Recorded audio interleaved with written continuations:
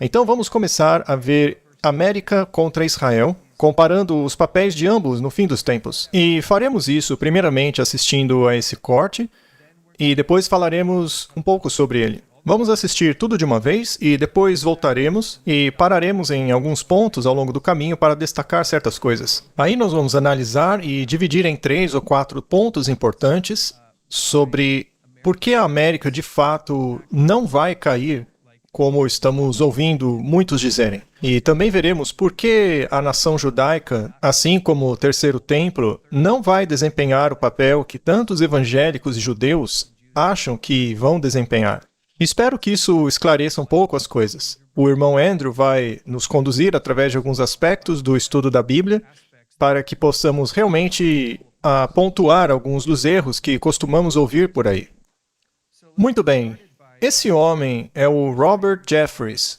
Vamos assistir ao vídeo dele até o fim e depois voltaremos e comentaremos mais sobre o tema. Mudei meu prognóstico para o futuro a longo prazo da América.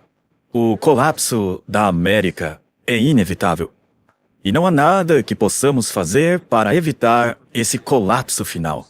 Mas como você pode dizer que o colapso é inevitável? Eu vou dizer 2 motivos. Um deles está na Bíblia. Quando você lê sobre os últimos 7 anos da história da Terra, você não encontra qualquer menção dos Estados Unidos da América. Senhoras e senhores, Israel é a única nação da história que realmente pode ser chamada de nação escolhida por Deus. A América vai cair.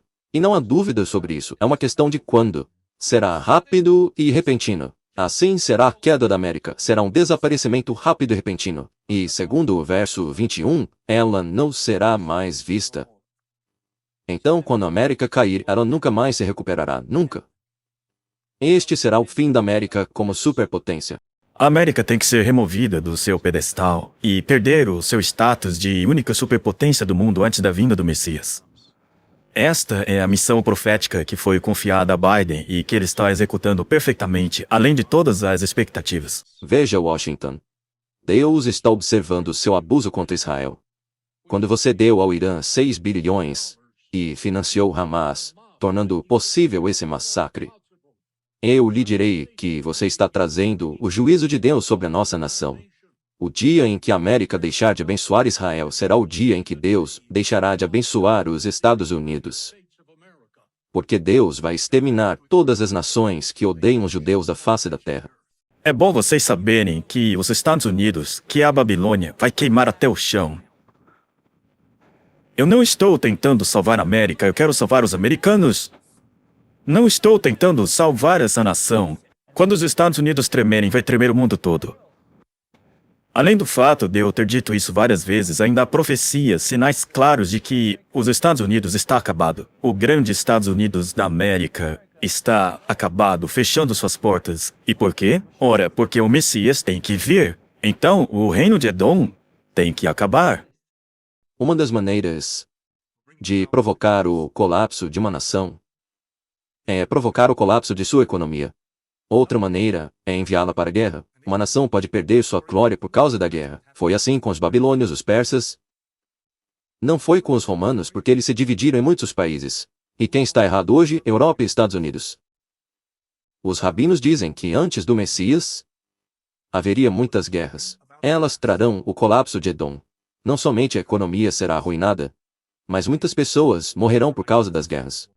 A profecia é exclusivamente sobre o Ocidente, ou seja, o reino de Edom. O que vai acontecer ao Ocidente nos últimos dias? Quando você estiver no auge do seu poder, eu mandarei cair da terra de tal forma que será inegável que foi um evento milagroso. Não será como o império que está lentamente se destruindo. Você será destruído quando estiver no auge de toda a humanidade. A casa de Esaú será como palha. Ela será queimada, será completamente destruída. Não é preciso muito esforço para queimar a palha. Quando o pedaço de palha pega fogo, o resto acontece automaticamente. É isso que ele diz que vai acontecer e a cultura maligna de Esaú vai ser completamente exterminada. Deus se vingará de todos os descendentes gentios de Esaú. Aqueles que hoje são chamados de cristãos. E isso por causa do holocausto, inquisições, destruição dos templos, por muitas contas que eles ainda têm que acertar. Eles vão pagar por elas. Mas quando será? Obviamente, quando o Messias vier, eles verão essa salvação. Ele diz que quando o Shalem está alta, Roma está baixa. Os cabalistas dizem que a Roma de hoje não é a Itália. Roma é a América. E se Israel está crescendo, A economia americana não pode estar alta ao mesmo tempo. Então, a América vai cair. A igreja é a inimiga implacável dos filhos de Israel. Ela procura destruí-los de todas as maneiras. Então, é muito parecido com Esaú. Há vários livros dedicados à destruição de Edom nos últimos dias. Até esse ponto, Esaú permanece, Edom permanece, e a igreja continua sendo a inimiga implacável da nação de Israel. Bem, ouvimos direto das fontes, tanto da cosmovisão evangélica como a cosmovisão judaica tem a mesma ideia de que a América está destinada ao colapso e que não desempenhará um papel importante no fim dos tempos porque Israel estará assumindo o papel central. A nação judaica acredita que a América tem que cair antes que o Messias venha. E eu mesmo conversei com rabinos judeus sobre isso. O objetivo da vinda do Messias é estabelecer a nação judaica como os governantes supremos do mundo. Onde já ouvimos isso antes? Bem, essa mensagem já tem sido pregada desde a época de Jesus. Os judeus ficaram muito decepcionados porque esperavam que quando o Messias viesse, ele livraria a nação do jugo romano e estabeleceria o reino eterno já naquela época. Bem, isso não aconteceu, e agora o sentimento é o mesmo. O que eu achei impressionante é a resposta de um rabino quando eu perguntei qual é a sua esperança da salvação e a vida eterna. O que vocês ensinam sobre o Messias e o papel dele? Vocês esperam ir para um outro lugar ou ficar aqui mesmo? A resposta dele, basicamente, foi a de que a nação judaica não está tão preocupada assim com a vida eterna. Isso vai se resolver sozinho. O que eles querem é a supremacia terrena aqui e agora. Eles acham que é um direito divino e que tem um lugar especial com Deus, que é o que a visão evangélica também está dizendo hoje, que eles têm um lugar especial com Deus. Eu diria que a melhor maneira de descrever o verdadeiro inimigo de Israel é não crer na palavra de Deus.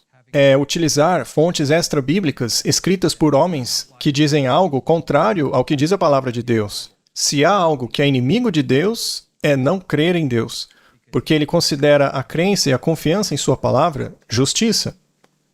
João 6:29 é um dos meus versos favoritos. No versículo 28, eles lhe perguntam: o que faríamos para realizar as obras de Deus? E Cristo diz: esta é a obra de Deus. Ou seja, resumindo tudo, que creiais naquele a quem ele enviou. Que você acredite no que ele disse. É só crer em Deus, é realmente disso que se trata, confiar em Deus, é a justiça pela fé. Essa, na verdade, é toda a obra.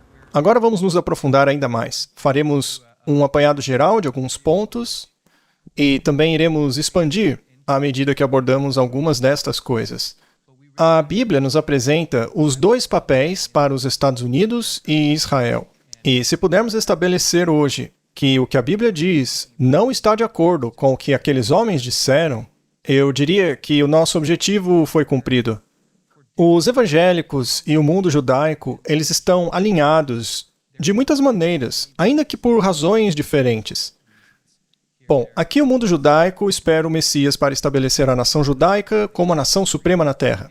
Já os evangélicos querem que o Messias venha para que eles sejam arrebatados antes que todas as coisas ruins aconteçam. Bem, eu acredito que Apocalipse 13 é um bom lugar para começarmos. Nós já falamos bastante sobre este capítulo e certamente ainda falaremos muito sobre ele no futuro, porque ele é vital para entendermos as profecias bíblicas. Este capítulo possui marcadores de caminho que nos ajudam a não sermos desviados da verdade, porque muitos são desviados, muitos são distraídos. O Trump disse aquilo, a China e a Rússia vão fazer aquilo, Israel, Palestina, islamismo, judaísmo vão entrar em conflito.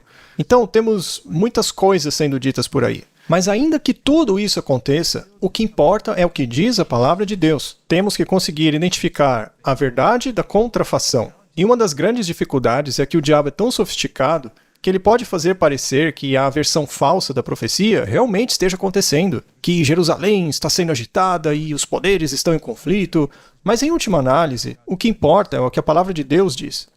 Temos que ver quem é o chifre pequeno, temos que olhar para as duas bestas de Apocalipse. Então, vamos estudar o Apocalipse 13 para ver um apanhado geral sobre essas duas bestas. A primeira besta emerge do mar, e ela representa o papado. E hoje não temos tempo para entrar nesses detalhes. Estamos partindo do princípio que qualquer pessoa que já tenha estudado esse tema possa perceber que o papado está sendo mencionado tanto em Daniel como em Apocalipse. Em Daniel, como o pequeno chifre, e em Apocalipse 13, como a primeira besta. Bom, a segunda besta sai da terra, tem 2 chifres semelhantes ao de cordeiro e eventualmente acaba falando como dragão. Ela também faz sinais e maravilhas e leva o mundo inteiro a adorar a primeira besta. Então vamos começar a estudar direitinho para ver quem é a segunda besta e qual é o papel fundamental que ela terá nesses eventos finais. E tudo culmina com a implementação da marca da besta.